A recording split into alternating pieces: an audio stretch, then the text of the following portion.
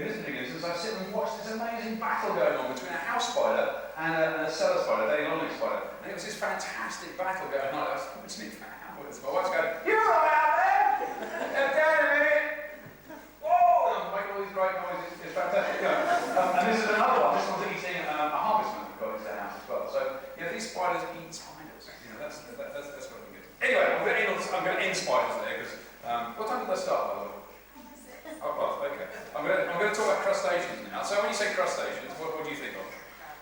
Crabs. I gave you a big clue there, didn't I? Show you that. So think about crabs and crustaceans. That's pretty much as far as we go, isn't it? But with most crustaceans, we tend to think of living in the sea. But my favourite, I like crustaceans. They don't get talked about enough. But one of my favourites are these guys. And there's a really dark side on them because it looks great with low lighting. But that there is woodlouse. Yeah, they are brilliant. Underrated woodlouse. Absolutely brilliant. I've got a slightly brighter slide on now like that. That is a woodlouse. That's what they look like. And these little things, you barely give them any attention, but change your perspective, become a child again, those that aren't children, and really get to know them. You'll be amazed. We can't live without woodlice. They do this fantastic recycling job. They literally will turn wood and dead leaves and branches and twigs into mulch, into compost, into soil, and we all need soil because that's where our dinner comes from, right? So woodlice are really quite good at doing their job, and I have enough of them, and they're completely we've got about 35 different species in this country, so you can become a woodlouse twitcher. Absolutely beautiful. This is a slightly more grumpy looking woodlouse. This is the rough woodlouse. I wrote those books at the back. It's not a plug, by the way, but there's. I wrote some books, and the woodlice in there, I mean, literally, whilst I was writing those books, and to this day, actually, I didn't stop, I just kept a dish, a little petting dish of woodlice. There's a piece of bark and some woodlice. As long as it kept a little bit of moisture in there, these things just do the most amazing thing. They sit there, they live their little lives, they breathe. Have you ever seen a woodlouse giving birth? It's amazing! Right, what they do, the females keep the eggs underneath their plates on their body, and they kind of they look more and more uncomfortable as pregnant creatures generally do. And they sort of really swell up, and they look really uncomfortable. And then suddenly, one day, they just go, right, I'm going to give birth now, and it's going, and all these babies go, it's like they've got instant family. And it is the most incredible thing. I've never seen a creature give birth like it. It's literally almost like they stretch. And as they stretch, these little sacs all pop, and suddenly they're surrounded by a family. It's a wonderful thing. And then the other thing that's quite cool about them is molting. Now, it's a sort of detail that bothers me. I've never thought of. I was just writing about woodlice, thinking, they molt just like any other arthropod, any other creature with an exoskeleton, jointed exoskeleton. They molt in the same way, blah, blah, blah. I thought, Nick, that's really boring. You've never seen a woodlouse molt. So why don't you just write this, churning out the same old stuff? And within that same day, one more woodlouse molted. And it was great. There's nothing better than seeing something with your own eyes. And we live in this generation where you Google something, you get your answers immediately, and then you go, well, I've done that, move on. You never remember it because it's always there quickly, and you don't work for that bit of information. When you witness something with your own eyes, it's incredible. And who would have thought a woodlouse would teach you lessons in life?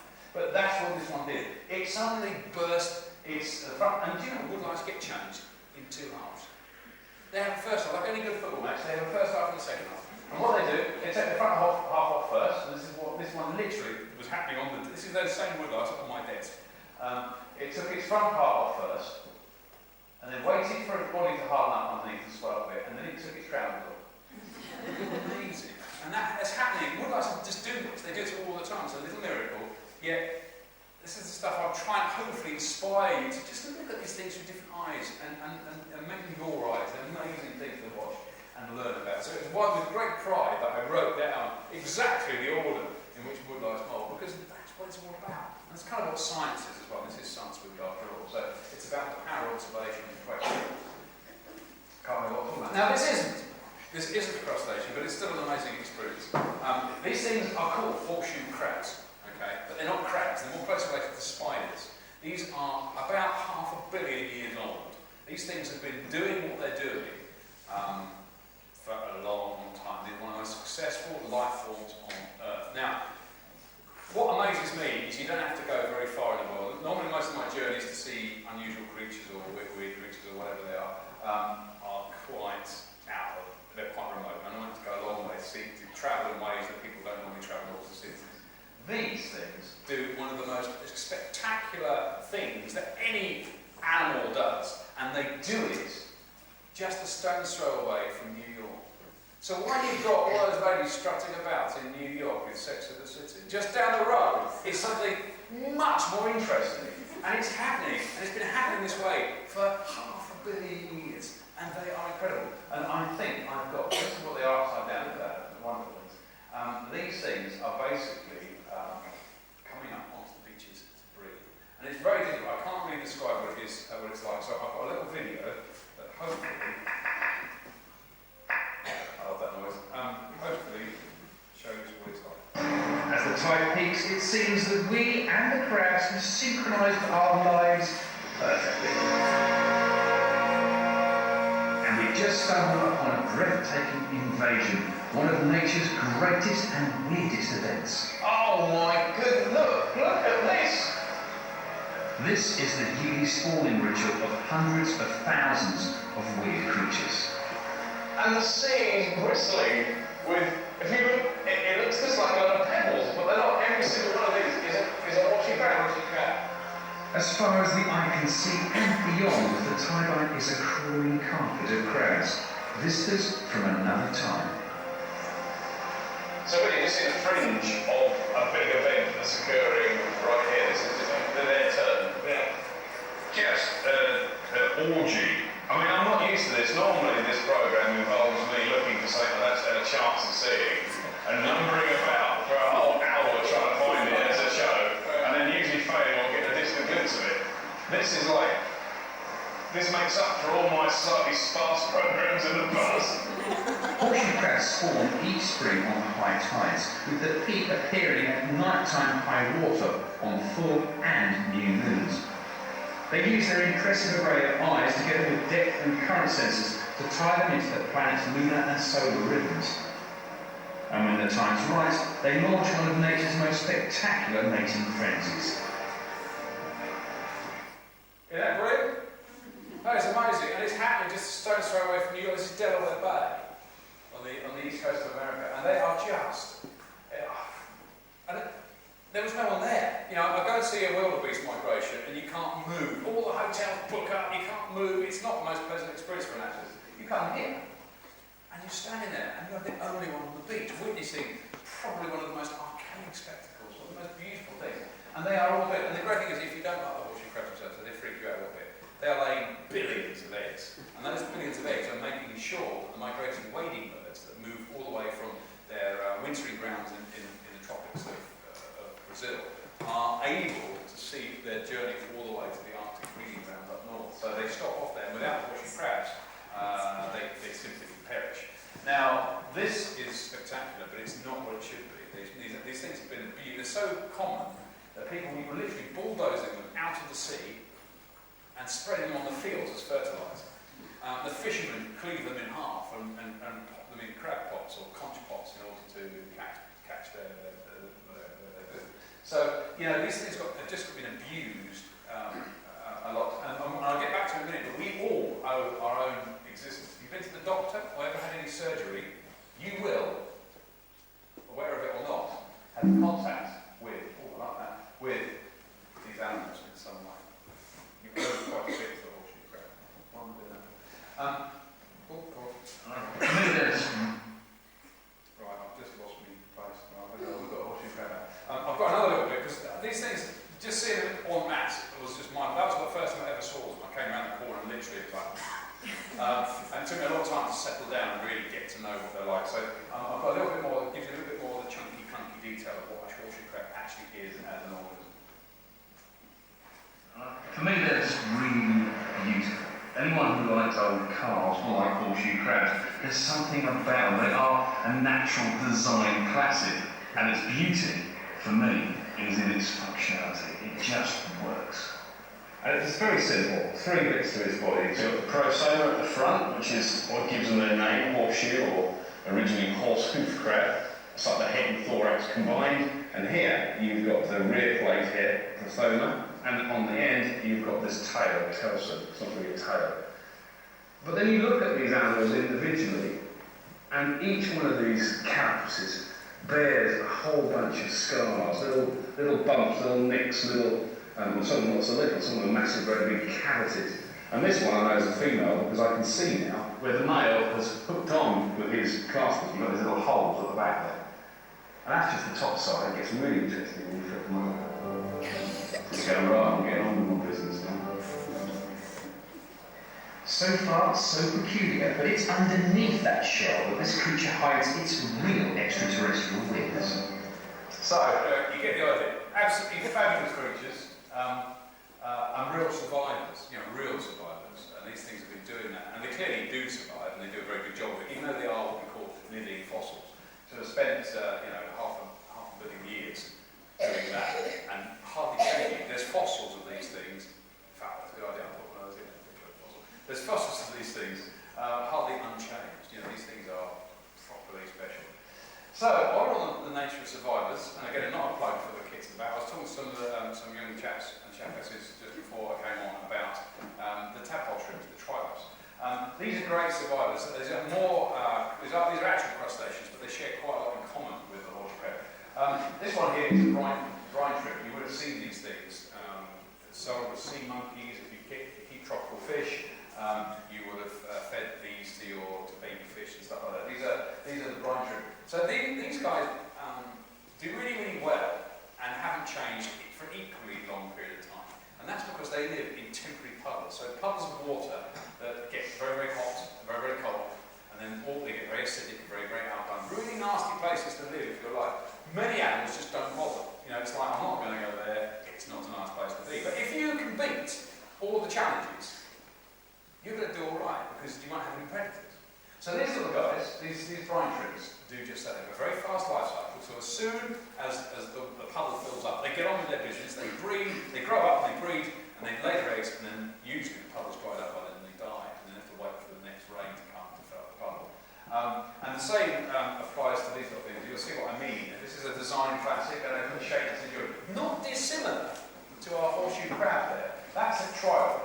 That's what they look like. So we were talking very much about this earlier on. Trial means 3 eyes. There's a nice little close-up of one here. And you can see what that's all about. There's the 3 eyes on the top of the head there. They're amazing little things. And these, again, are true survivors. And I've seen these things. I've seen them in the red centre of Australia. I've seen them in Africa. I've seen them on Salisbury Plain. These things are real design classics. Different species, but they're all pretty much doing the same thing. And I don't know if it's an accident. They're not related to the horseshoe crabs. As I said, the horseshoe crabs are more closely related to spiders. But these little crustaceans, they're doing really, really well. They've got a lot of similarities. I don't know if there's going to be some bit of convergent evolution. Anyway, if we're on to survivors, have you ever seen one of these? Do you know what it is? Biologists among you will probably recognise it. If you watch Winter Watch, you might know it, because I made a big fuss about these things. It's not a headlouse, no, it's not a good guess though, it's not a headlouse. If that was a headlouse, you just all want midnight. They're so cute. This here is a water bear, a tardigrade. It looks like something out of Doctor Who, right? This is the most amazing little thing. They're tiny, the biggest ones are 5 millimetres long. You can go outside and get a bit of moss, soak it in rainwater, give it a good shake, take the moss out, and then pour what's left out. Just keep a little bit of sediment in the bottom. Pop that under a microscope and you're almost guaranteed seeing a tardigrade there. And they are dead cute. Now, I don't have very good footage of these, but I did try and film a tardigrade for you. And this is a little picture of a tardigrade. They are really, really cute. And once you get over the cute bit, they've got some pretty hardcore qualities as well. So here we are. Here's a bad video. Where is it? There it is. It's a bad video of a tardigrade. It looks a bit like a maggot here, but it's got 4 little legs. It's got 6 little legs rather, and they're all wiggling about. That's it. I'll just put it on a loop there so you can see it again. It's quite difficult to see it, but they're very cute. They've got weird little proboscis, and they go about eating plant cells and a whole bunch of other things. Then they predate on things as well. They're just pretty good. They have little claws, and they just do this. You see them walking around like this, just like little bears. They're fabulous. And every little bit of wet moss out there in the southwest, we've got loads of these things. Now what's really cool about these, just like those triangles I showed you earlier, and the brine shrimps to an extent, is that when life gets hard and the moisture that gives them life vanishes, so say suddenly it all dries up, they don't die. They basically turn themselves inside. They always turn themselves. It's like me climbing into I don't have a handbag, I have a man bag. But if it all got a bit much for me this talk and I didn't want to be here anymore, and maybe started throwing these at me or survive, no, I'm not going to do it, but if survival started looking a bit dodgy, I could crawl into that handbag and stay there until things got better. The difference is, these things can do it. They can crawl into this little pouch that they make on their own bodies, well, it's probably their own pocket actually. They crawl into their own pocket, seal themselves up, and you can poke around with this little thing and you will never find any life in it. It doesn't exist. The life is not there. You can't find life inside this little dry speck. This tiny little fraction of a millimetre diameter speck. This is like a little grain of sand, a thingy of dust. We've got what's the word for dust? Smoke. A particle. Yeah, a little bit of dust anyway. And these things, well, they'll dehydrate. You can send them into space and bring them back again. You can put them in the microwave for however long you like. You can leave them around for 100 years, and then you just add water. And a little bear appears again. It's the most amazing thing. And how cool is life when you can do that? You can basically just put life on pause, wait, and then appear again. I mean, it's incredible. And our tribes do the same thing, because those puddles they live in, may not happen. You know, they may not happen, the sort of environments they live in. And also, the other thing is the wind could blow, and those particles that will line that puddle will waft off over the horizon, never to be seen again. And they just be blowing around in the atmosphere until they just get lucky and land somewhere where they get rained on, and then they can start that whole life cycle again. It's pretty incredible, really, isn't it? And those creatures we call creepy crawlies that we love to hate. Now, while you're looking for water bears at the weekend, because I know you will be, keep an eye out for these guys. This is another common British creature. Does anyone know what that is? Has anyone seen one of these? That is a pseudoscorpion. Okay? It's like a scorpion, but not a scorpion. It does have venom, it doesn't have a tail. The venom is delivered in little glands in its pincers. They are incredible. I've got a better picture of one here. You can see them. They're about 2-3 millimetres long. The great thing is, very, very difficult to keep in captivity, although if you buy my book, you'll see some instructions on how to do it. I mentioned how difficult it is, but they're worth keeping for a day just to watch. They're incredible little things. And they're out there. I remember a producer at the BBC challenged me to this. He didn't believe these things existed, or certainly not as common as I said they were. And I had to go to the BBC car park in Bristol and bring him back some of these things. I came back with a little bag of leaves, and we spent the entire day scrabbling through them. TV stopped. The making of TV stopped. All these executives were poking around in a bag of leaves.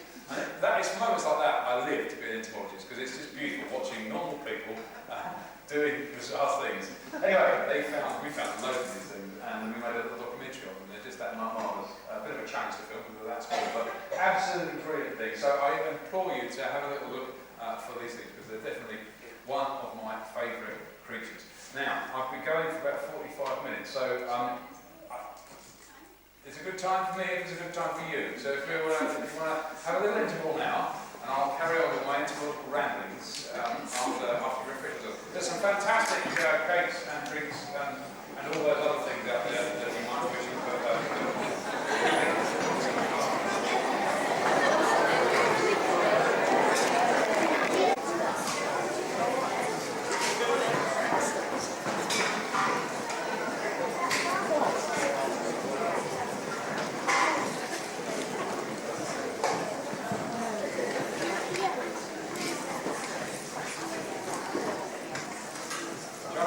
well behaved. Look how quiet you always did. You told.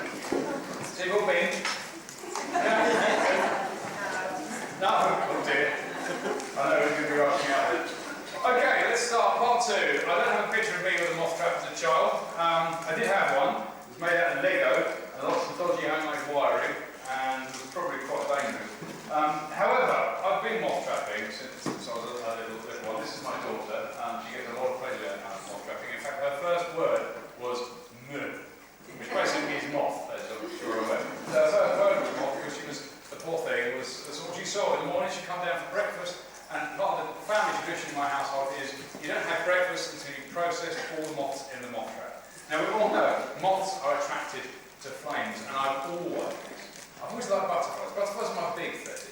Moths are just butterflies of the night. In French, it's butterflies are papillons, okay? And moths are papillons de nuit. Isn't that beautiful?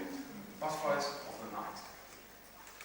Leads me to all sort of troubles with my language. I'm not very good at French, but I was in the middle of a field in the Alps catching burnet moths, which are day-flying moths. Now you try explaining that one. So it was like papillon de nuit de jour. So moths are a big thing for me. But the bigger the better. I've always had a thing for big. Where is that one turning up when I press the button? There we are. I've always had a thing for big moths. I've always dreamed the bigger the better for me. I'm not entirely sure what's going on here. So I like. Huh?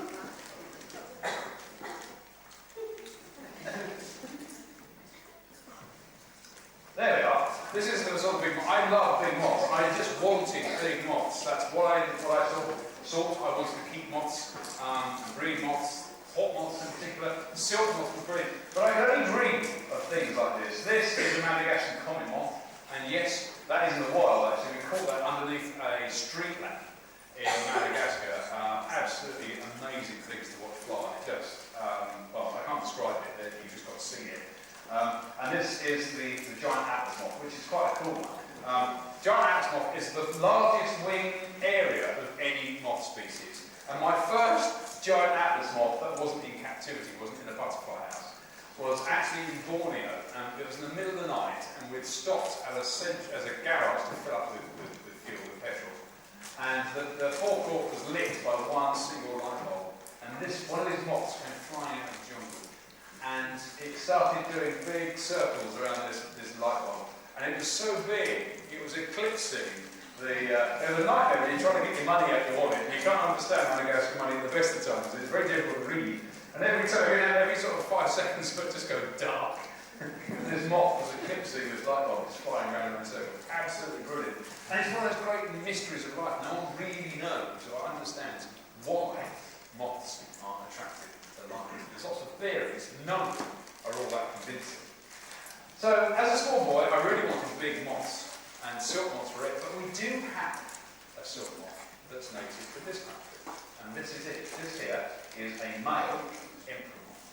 And we have them not a million miles away from here. In fact, one of the strong of the hotspots in the country, well, you've got Dartmoor and Exmoor, there's thousands, millions of those on Exmoor. If you get a nice sunny spring, go up there on a nice sunny spring day, maybe beginning of April, and you will see emperor moths. These are beautiful. Woodbury Commons, of course, much closer to you. That's a really good spot for emperor moths as well.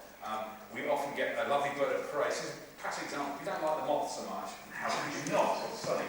If you don't like the moths so much, then you're almost certainly going to love the bird that eats them. The hobbit is a particular specialist in eating moths, butterflies and bees, dragonflies, and swallows, and that's one later on in the year. But that's what it's really good at, and it's amazing seeing these things chasing down emperor moths and eating them on the wing. It's a bit sad for the emperor moth, but it's an amazing bit of biology.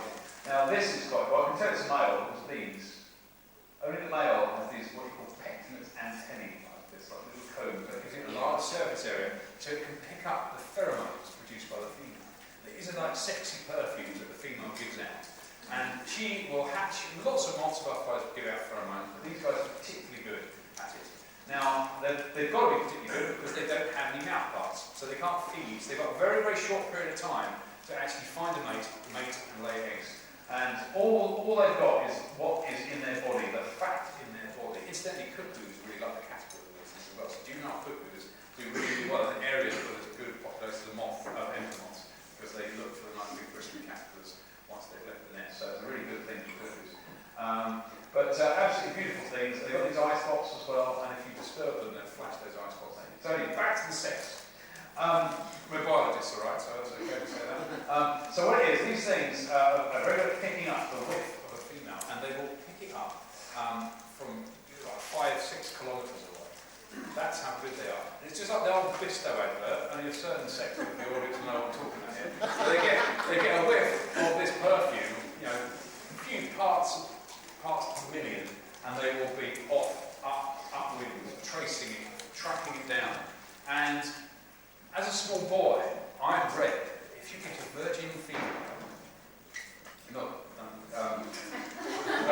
get a virgin female, like I said. A female that's not mated, which is hatches, if she's hatched up on her own, and you keep her away from any males, you take the cage that she's in, the net cage, out into the field. Something amazing will happen. And if you get your timing right, it is pretty staggering.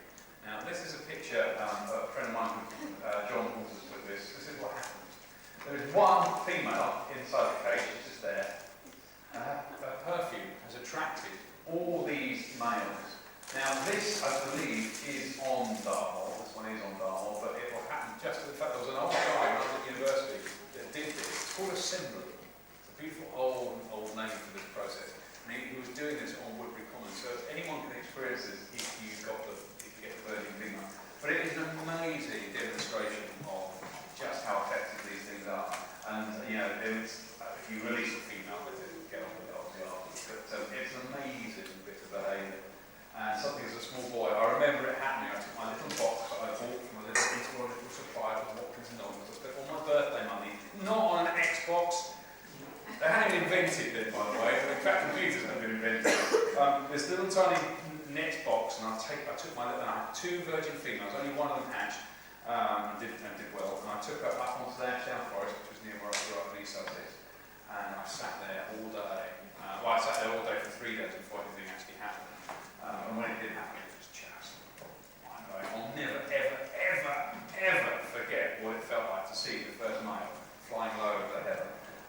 Absolutely beautiful. And she mated and she laid the eggs and I reared the caterpillars and I saw that whole life cycle. This is real stuff, real science. This is the sort of real experiences that you never forget. And this is what happens when you take the female out of the cage. It's a little bit of a mess there. There she is. She's got those lovely silver grey wings and these much thinner antennae. She doesn't really smell anything. And these males are all fighting it out for her. But absolutely wonderful bit of behaviour.